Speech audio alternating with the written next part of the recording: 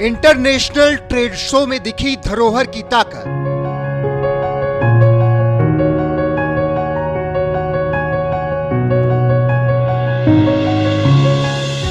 Interior designing का अद्भुत नजारा देखते रहेंगे सब। चेन्नई प्रयागराज से लेकर जेवर एयरपोर्ट तक की सुंदरता बढ़ाने वाली इंटीरियर डिजाइनर का अद्भुत कारनामा।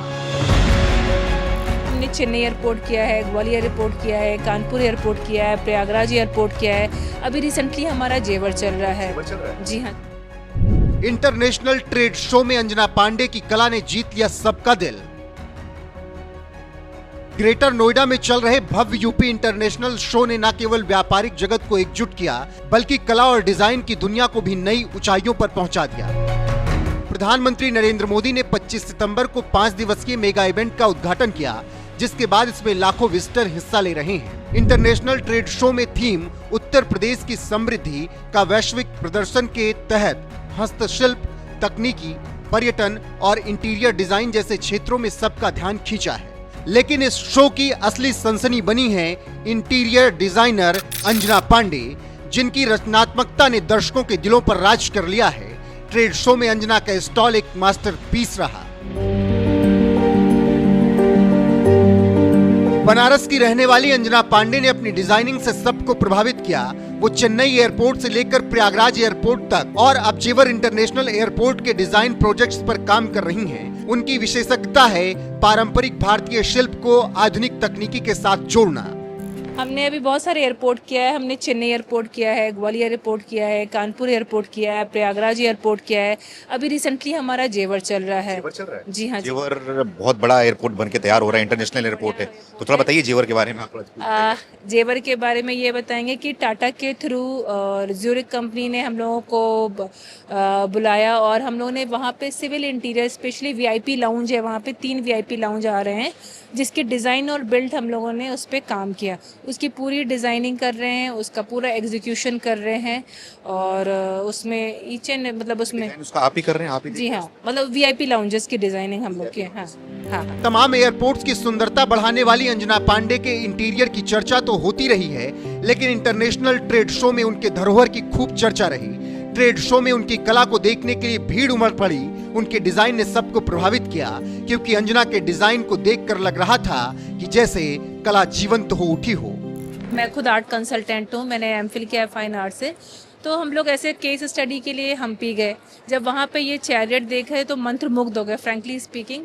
तो वहाँ हम 1 हफ्ता स्टे करके स्पेशली इसको 1 हफ्ता स्टडी किया हम लोगों ने और इसके ऊपर हमने सोचा कि क्यों ना इसको हम अपनी, क्योंकि बाहर इंटरनेशनली एक से एक आर्किटेक्चर एलिमेंट है, लोग वहाँ देखने जाते हैं, पर हमारे इंडिया में बहुत, आप नॉर्थ जाइए, साउथ जाइए, ईस्ट वेस्ट, हर जगह आपको, आप अजंता एलोरा देख लीजिए, आप बद्रीनाथ केदारनाथ चले जाइए, आप महाबलीपुरम चले जाइए, रामेश्वरम चले जाइए, एक से एक आपको एलिमेंट, आपको आर्किटेक्चर एलिमेंट दिखेगा, पेंटिंग्स दिखेंगी, शीतल वासन की गुफा देख लीजिए, पेंटिंग्स डिटेल।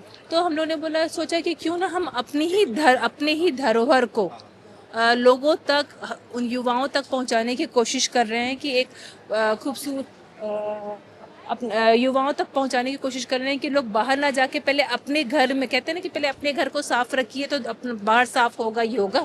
तो उसी तरह से हमने ये कोशिश करी कि हम अपने यहाँ की जो धरोहर है वो लोगों तक पहुंचाएं, लोग इनको देखें, समझें कि क्या चीज़ है और किस तरह से बनाई गई है। तो हम लोगों ने इस पे फिर अपना टाइम दिया, रिसर्च किया। 8 महीने की मेहनत का ही फल है कि अंजना पांडे के धरोहर ने सबका दिल जीता और सबने उसकी तारीफ भी की। वहीं अंजना पांडे ने यूपी इंटरनेशनल ट्रेड शो कराने के लिए सीएम योगी की खूब तारीफ भी की और बताया कि इससे उनकी जिंदगी में क्या बदला है। सीएम सर हैं, ये इस तरह का प्लेटफॉर्म रखा है, उन्होंने कुछ सोच के ही रखा होगा ना, नहीं तो हम लोग ऐसे भटकते रहते। तो उन्होंने जो रखा है उसका फ़ायदा उठाइए।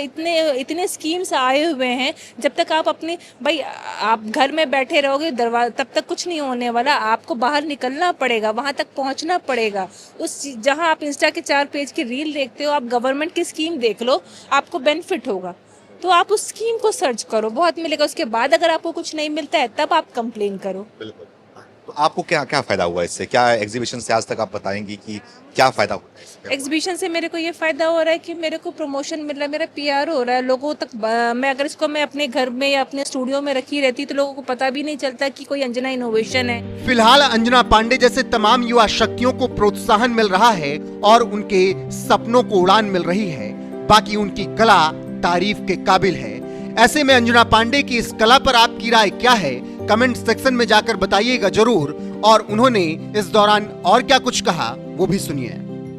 कुछ चीजें बता सकती हैं अभी से ये वाले रिपोर्ट के बारे में जो समझ रहा था? वैसे तो उसको अभी हिडन रखा जाए, जब सामने आएगा तो ज़्यादा इंटरेस्टिंग होगा। अभी मैं बता दूंगी तो वो मज़ा नहीं रहेगा। जैसे पिक्चर होता है ना कि पहले टीजर देख लो फिर इसके बाद आप आओ, तो उसमें बहुत सारी चीज़ें, उसमें आर्ट और कल्चर, मतलब उस जेवर एयरपोर्ट में जो हम लोगों ने काम किया है, एक एक एलिमेंट उत्तर प्रदेश का, जैसे बनारस की जरदोजी वर्क, ठीक, मुरादाबाद का ब्रास वेयर, फिरोज़ाबाद का ग्लास, और नोएडा में गौतम बुद्ध जी का जितने भी एलिमेंट है। इवन यहाँ पे क्योंकि ये ड्राई वेट एरिया है तो यहाँ पे बर्ड पाई जाती है जो स्पेशल स्वान, उसका मतलब एक एक एलिमेंट को स्टडी करके रिसर्च करके लखनऊ की चिकनकारी, मतलब चाहे वो टेक्सटाइल हो, चाहे वो आर्ट हो, चाहे वो हैंडीक्राफ्ट हो, वो आपको वीआईपी लाउंज में इस तरीके से दिखेगा। अब जैसे फर्नीचर है, फर्नीचर पे जो वीविंग किया गया है, हमने देवरिया नाम अगर आपने सुना होगा, देवरिया में मुंज ग्रास पे बिनाई होती है, वो मोढ़ा बोलते हैं, जिस पे लाई और भूजा जैसे देसी चीज खाई जाती थी।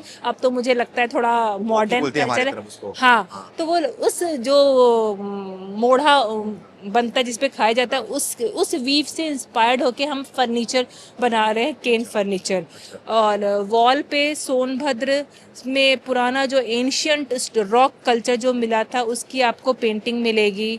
आपको फ्लोर पे आपको आगरा का इनले वर्क मिलेगा, पित्रेदुरा जिसे कहते हैं, पित्रादुरा इफेक्ट, वो मिलेगा, रंगोली पैटर्न मिलेंगे। मतलब हर एलिमेंट जो है हमारे उत्तर प्रदेश के हर डिस्ट्रिक्ट से इंस्पायर्ड एलिमेंट आपको वहाँ पे दिखेगा। अच्छा।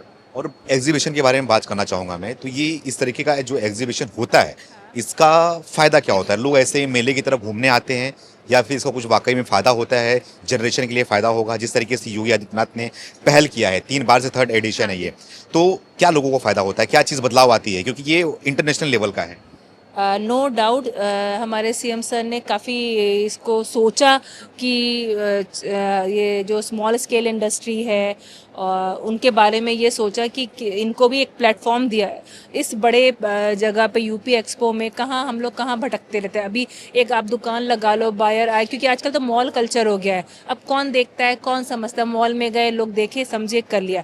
लेकिन यहाँ पे जो प्लेटफॉर्म मिल रहा है, यहाँ पे हमें डायरेक्ट बायर्स मिल रहे हैं, B2B, और फॉरेन के बायर। अभी जो है रशिया के बायर आए हुए हैं, अफ्रीका से बायर आए हुए हैं, इजिप्ट से आए हुए हैं। तो ये जो है बहुत ही बढ़िया हम लोगों को एक प्लेटफॉर्म मिल गया।